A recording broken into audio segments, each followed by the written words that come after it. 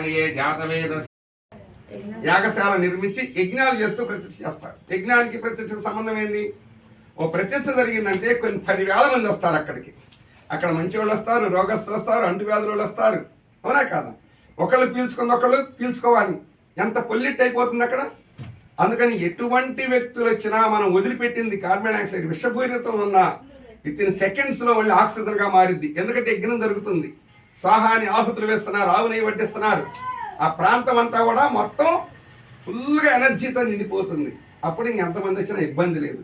ఇంత దీర్ఘంగా సైన్స్ ఇంత రీజన్ ఉందమ్మా యజ్ఞం అనేది. అందుకని పిల్లలు పుట్టినరోజు పేరుతో కానీ లేకపోతే ఒక ఇదితోటి కానీ యజ్ఞాలు అనగానే దూరం అయిపోయినాయి. యజ్ఞం అనగానే 30,000, 40,000, 50,000 ఇట్లా ఖర్చు పెట్టించి మీకు ఆ దోషం ఉంది ఈ దోషం ఉందని చెప్పేళ్ళకి అదురుపోయి దూరం అయిపోయినాయి.